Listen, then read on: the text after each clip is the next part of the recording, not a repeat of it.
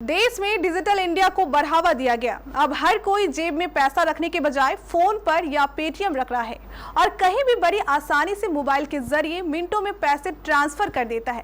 लेकिन अब सरकार की नजर पे फोन पेटीएम यूज करने वाले ग्राहकों पर है। सरकार अब इन लोगों से भी टैक्स वसूलने की तैयारी कर रही है।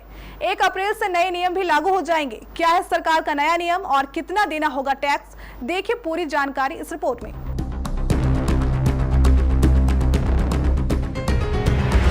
यूपीआई के जरिए पेमेंट लेने और देने का चलन सा बन गया है। सरकार खुद कैशलेस ट्रांजैक्शन को बढ़ावा देकर डिजिटल इंडिया बनाने की बात करती है, लेकिन अब तक जो UPI payment free of cost यानी बिना किसी शुल्क के मुहैया होता था, उसे भी अब चार्ज के दायरे में लाने की तैयारी है।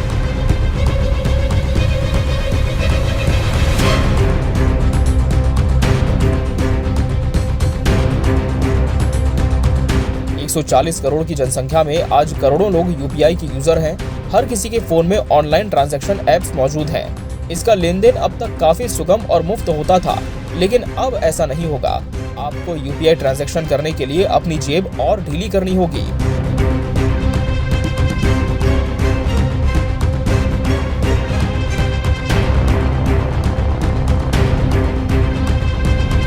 National payments corporation of India (NPCI) ने एक सर्कुलर जारी किया है, जिसमें कहा गया है कि यूपीआई से मर्चेंट ट्रांजैक्शन पर प्रीपेड पेमेंट इंस्ट्रूमेंट फीस लागू की जाएगी।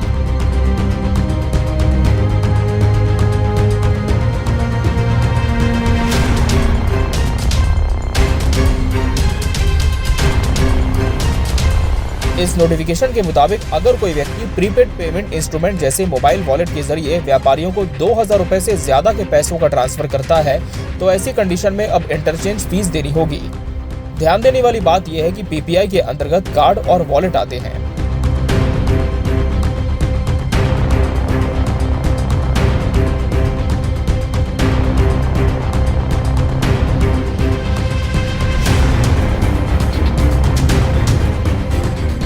एनपीसीआई के सर्कुलर में 2000 रुपए से अधिक के ट्रांजैक्शन पर ही इंटरचेंज फीस वसूली जाएगी।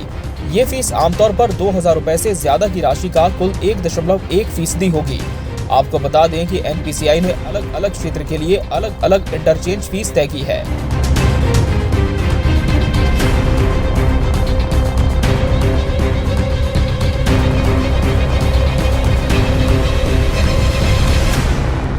कृषि और टेलीकॉम क्षेत्र में सबसे कम इंटरचेंज फीस वसूली जाएगी। ये चार्ज मर्चेंट ट्रांजैक्शंस यानी व्यापारियों को पेमेंट करने वाले यूजर्स को ही देना पड़ेगा। नेशनल पेमेंट्स कॉर्पोरेशन के सर्कुलर के मुताबिक बैंक अकाउंट और पीपीआई वॉलेट के बीच पीयर टू पीयर यानी P2P और पीयर टू पीयर मर्चेंट यानी P2PM में किसी तरह का ट्रांजैक्शन पर कोई शुल्क नहीं देना होगा। इस नए नियम को 1 अप्रैल से लागू करने के बाद एनपीसीआई इसकी समीक्षा 30 सितंबर 2023 से पहले करेगा।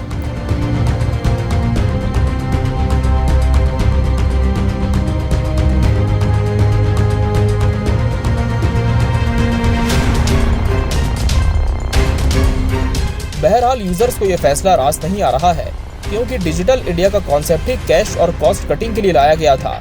ऐसे में लोगों को लग रहा है कि ये सरासर उनके बैंक वॉलेट में डाका है। मगर देखना होगा कि एनपीसीआई क्या अपने फैसले पर अडिग रहता है या फिर इसमें कोई रियायत यूपीआई उपभोक्ताओं को देता है।